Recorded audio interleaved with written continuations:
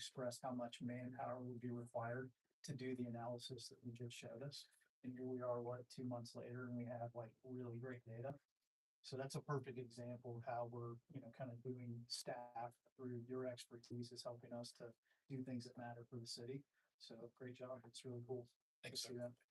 I agree. My other question was, I mean, as the resident lawyer, right, from a liability standpoint.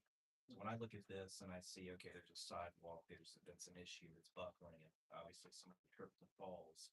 If we want to correct these issues to avoid, protect the city, right? Things that your staff's gonna work with the county to start sending them out, put them on notice, because my understanding is they're still maintaining these, is that correct? they're maintaining them, but we own the right. Right, but that's what I'm saying is, so to avoid us, since we own it, believe me, you sue everybody. I know Yeah. firsthand, Yeah. okay?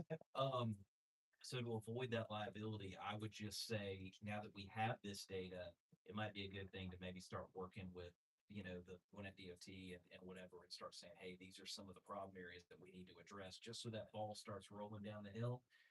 Because I know sometimes things can move a little bit slow, and so I know that I would hate for something to happen, God forbid, to one of our residents, most importantly.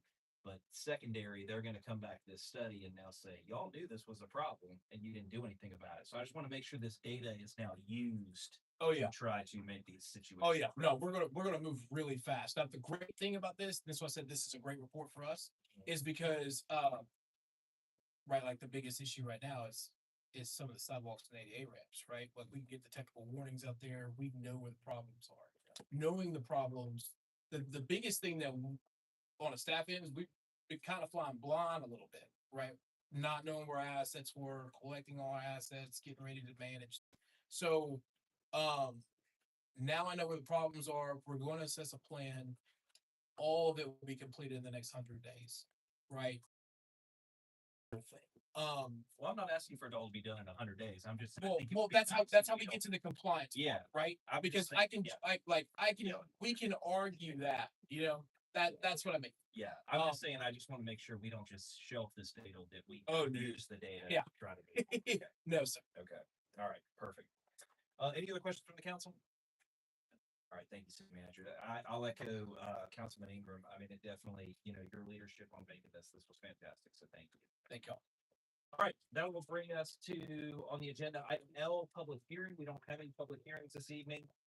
So it'll bring us to action item M, resolution 2026-0563, the Mulberry Historical Society Board creation, and resolution adopting the chair and vice chair. Would you like to present this? Or you want me to talk about it? It's up to you. You can go ahead. Okay, I'll talk about it. So one of the things, ladies and gentlemen, that's really was important to us, both and everyone here on the council, I'll speak, and staff as well, was Mulberry is an extremely historical city. I mean, we have some incredible history here. Mr. Wayne Stansel is, I would call him the official, unofficial, historian of Mulberry. But one of the things that's very important to us is to preserve this history and to have a group that can not only preserve it, but share it, right? Share it with our community, share it with the children in the schools so we know what we're dealing with.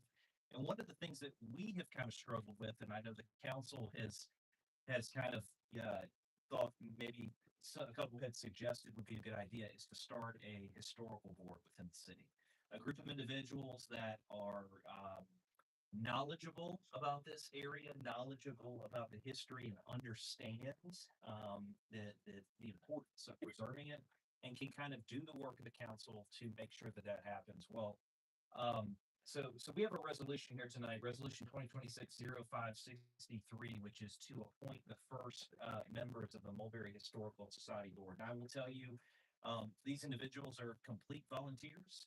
They are not getting paid to do this. They are doing this out of the goodness of their heart of trying to protect this city and its history. And so, obviously, when we were compiling a list of individuals, we thought there would be no better chairperson than Mr. Wayne Stansel, and because of his dedication, both to Fort Daniel, but also to Elisha Wynn in the city and those areas, the community, his knowledge and experience. And so we have proposed, the staff has presented this as to present him as the chairperson.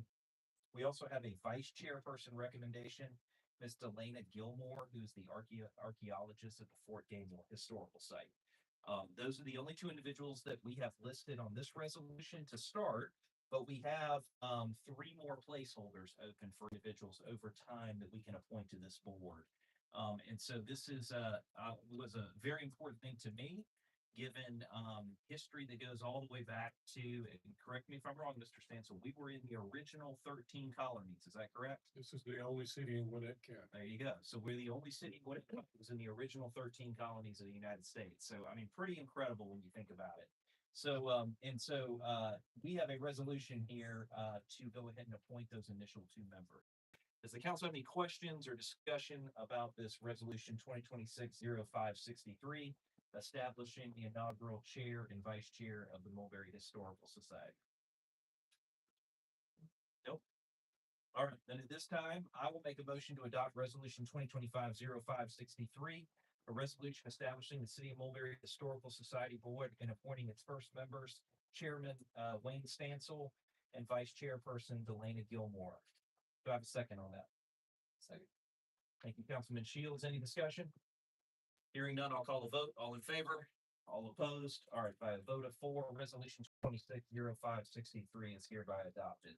First off, Mr. Stansel, I know you're here. Obviously, thank you for your service to this. Let's give him a round of applause.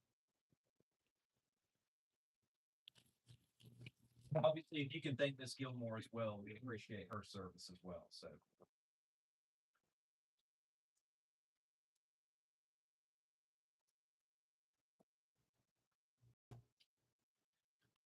All right, moving right along, that brings us to first read. We have no first reads this evening. And so that will bring us to action items or second reads under O. We're gonna start with A, which is ordinance 2026-05-167. Case number RZR 2026.02.0249. I'll turn it over to our Community Development Director, Ms. Rebecca Kiefer. This is the second read of this ordinance. It was first read and public hearing, back on May 7th, and also was heard by the Planning Commission on April 21st. So, as a result of that discussion, I'll jog your memories a little bit. There was discussion after the public hearing regarding the aesthetics, the landscaping at the road frontage, wanting to make sure that that was high quality, higher than kind of the bare minimum that's in the ordinance, as well as concerns over stacking from if there was a gate, a vehicular gate at the drive.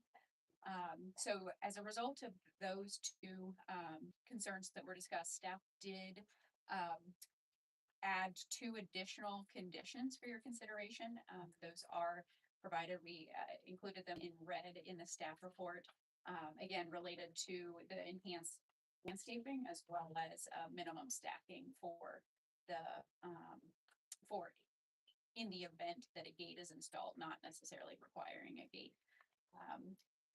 Also at that meeting, the applicant had presented an alternative site plan where there were 2 curb cuts along the frontage. The exhibits that are still proposed in front of you right now are Exhibit A, that is the Exhibit B that ultimately has that one driveway for the 4 lots. The applicant did email us this afternoon with the site plan with the 2 driveways, so they do still intend to request that. Let them know that it was at your discretion to be able to call them up and allow them to present, but that is something that they are still interested in. So that would require an amendment to the exhibits that are outlined in the ordinance as proposed for adoption tonight. Okay. Any questions for staff? And then we can talk about, is the applicant here tonight? Yes. Okay, thanks. Any questions for staff first, and then if the council will, we'll discuss, we'd like to have the applicant come up and talk to us one more time. Yeah, I have one question just for staff on the, so the amendments 10 and 11 on here. So that was in direct reference to the thing we talked about last time. Absolutely. Which is more than our minimum standard. Yes. Right. And then just so I'm clear on Exhibit A and Exhibit B, which one is the proposed? Both of them. So, if you'll remember, there's an existing house on the property that's kind of on the plan east side of the plan. And so there's a tenant there, and so they'd like the tenant to stay out their lease. Because of the location of the house, the proposed lot would bisect the existing structure and it wouldn't be complying with setbacks, among other issues. And so they've, what we've done is a phased approach where, in the first, that house is gonna be allowed to remain. And they split it into three. Once they're ready to demolish the house, then it'd just be house, splitting the lot and then being able to build, the last two lots. Do we have any kind of a time frame on that, or? There's nothing that we've got written in there now, just that they would have to demolish it to be able to get that fourth lot. And relative to the access to lots 2 and 3 shown on exhibit A, would lot 2 and lot 3 have a direct driveway onto fence? Or is it going, it's hard to kind of look at that. I guess that's the question. Does each driveway go directly into fence road? So in the exhibits that are currently tied to the draft ordinance, it is a driveway, so there is only one curb cut in that iteration out onto Fence Road. The version that the applicant has to provide you and had kind of alluded to at the public hearing, there are two curb cuts in that version. Okay. And one other quick question, and this may be too particular, but I think it's not based on what we're voting on. When I look at exhibit A, the associated common driveway that is parallel to Fence Road, if I look at the kind of the characteristics of that versus what is shown on exhibit B, they look fairly different to me. So, is that a correct assumption? I believe so. The applicant, I don't know if it's like a version, Yeah. Issue, so the applicant might be able to speak to it.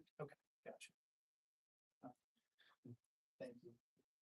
My only question for staff is, have you discussed the staff's, additional conditions with the applicant? Are they amenable to those conditions? We did provide them this afternoon. I'll let him speak to whether or not they're meeting with them. Okay. Any other questions for staff?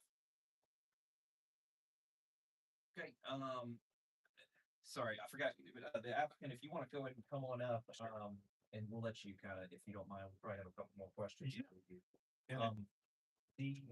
Is there any questions, for the applicant?